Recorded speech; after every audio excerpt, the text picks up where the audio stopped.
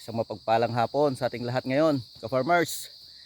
May kasamaan tayo, ka-farmers, na sabi niya, bisitahin yung palay niya.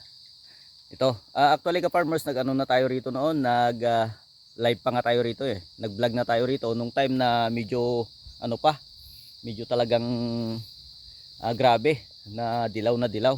Kaya ang sabi natin ka-farmers, sabi ko sa kanya, sunod-sunurin mo ng spray. Kahit at least mga 3 beses, 4 na beses, na ang pagitan lang ay 1 araw, 2 araw, depende kung basta gumanda ang panahon, yun, sunod-sunurin mo na, yun ang sinabi ko.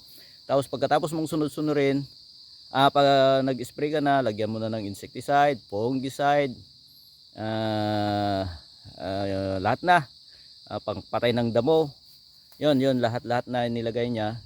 Tapos pagkatapos niya ma-sprayhan, nung nawala yung talakitik, saka nag-abuno. Ayan. Ang nakita natin dito dati kasi ka-farmers, nung inano natin kasi inikot natin yan hanggang doon sa mga dulo niyan, ang nakita natin talagang problema noon, talagang maraming talakitik. Nung time na madalas tayo mag-vlog, na sinabi natin halos 2 buwan na nag-uulan. Hindi sila makapag-spray. Yung talakitik ka-farmers, dito na nag-istiin, dito na tumira, dito na lumaki, dito na nangitlog, dito na sila nagparami. Natural, diyan na rin sila kumakain, diyan sila nabubuhay talaga. Kaya ganyan ang nangyari noon. May pala yung dilaw na dilaw noon nito, pero sa ngayon ka-farmers, ayan, nakikita nyo naman, no, ang laki nung pinagbago. Although ka-farmers, may mga dilaw-dilaw pa, pero okay na ito. Okay na yan, hindi naman na kanyan eh. Wala nang problema yan. Natural lang talaga yan, kasi mayroon talagang napagrabe noon na sinipsip ng kalakitik. Ayun, farmers. Ayan, actually buntis na siya. Ayan, gumanda na. Ang kulang na lang nito ka farmers, tubig. Patubig, kasi yung patubig natin dyan, pag hindi na nagulan, mawawalang patubig dyan. Kaya actually hindi naman masyadong natutuyo, kasi panay din ang ulan, kaya medyo okay naman na siya.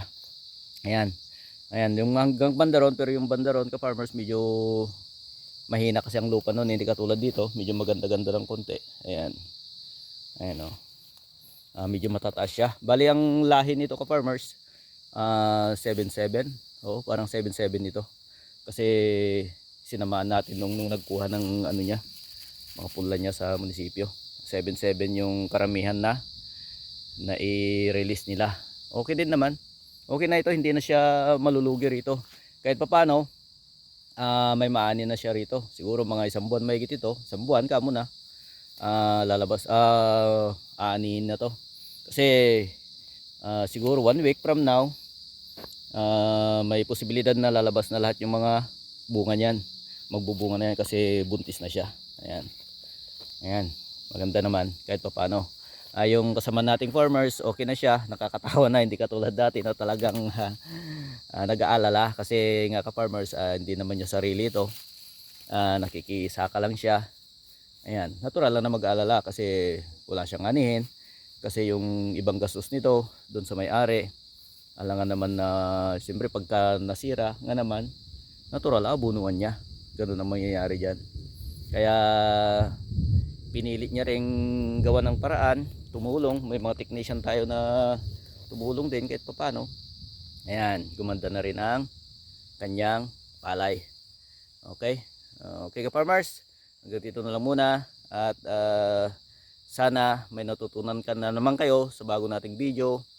At sana may share din ninyo yung kunting kaalaman natin about sa pagtatanim ng palay. Okay ka farmers, maraming salamat.